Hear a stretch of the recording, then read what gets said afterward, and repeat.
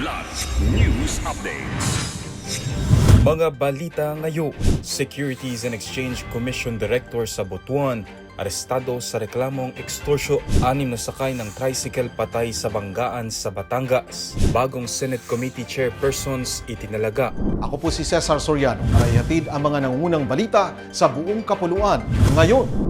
Kinumpirma ng National Bureau of Investigation o NBI ang pagkakaaresto ng isang direktor ng Securities and Exchange Commission o SEC Butuan Extension Office na si Attorney Jason Tan sa isang entrapment operation matapos umano itong mangikil ng 250,000 pesos mula sa isang pribadong kumpanya kapalit ng hindi pagsasampa ng mga kasong administratibo. Ayon sa NBI, nag-ugat ang operasyon sa reklamong isinampa ng HMW Lending Investors Incorporated na nagsabing humingi umano si Tan ng pera upang hindi ituloy ang mga kaso laban sa kumpanya. Mula sa orihinal na hinihinging 650,000 pesos, bumaba umano ito sa 250,000 pesos matapos ang negosasyon. Nahuli si Tan habang tinatanggap ang mark money sa isang coffee shop noong Mayo 29. Kinumpirma naman ng SEC ang pag-aresto at inilagay siya sa preventive suspension habang nagpapatuloy ang investigasyon.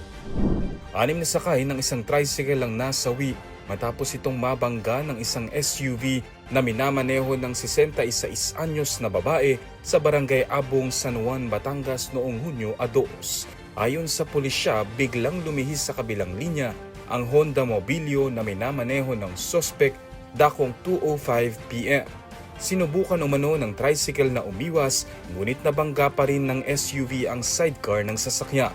Dahil sa lakas ng impact, malubhang nasugatan ng driver ng tricycle at 8 pasahero nito. Isinugod sila sa ospital ngunit idineklarang dead on arrival ang 6 na pasahero. Critical naman ang lagay ng driver ng tricycle at 2 niya pang pasahero, kabilang ang isang 2 taong gulang na bata. Patuloy ang investigasyon ng mga otoridad habang nasa kustodiya ng pulisya ang driver ng SUV. Itinalaga na ang mga bagong senador na mamumuno sa iba't ibang komite ng Senado.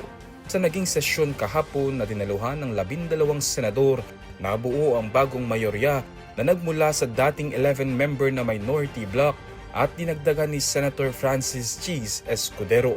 Dahil dito, idineklarang bakante ang lahat ng posisyon sa pamunuan kaya nakapagtalaga ng mga bagong committee chairperson. Pinamumunuan na ni Senator J.V. Ejercito ang Committee on Finance habang si Senator Tito Soto III na sa National Defense at Senator Panfilo Lacson sa Public Order Committee.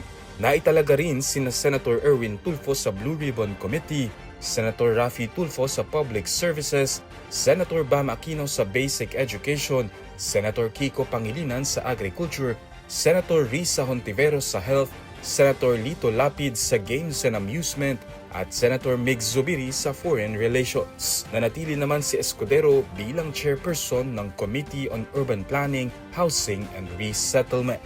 Para sa Kidlat News Channel, ako si Renzel Lenon, nag-uulat. Ako po si Cesar Soriano, kasama nyo sa bawat pagputok ng balita.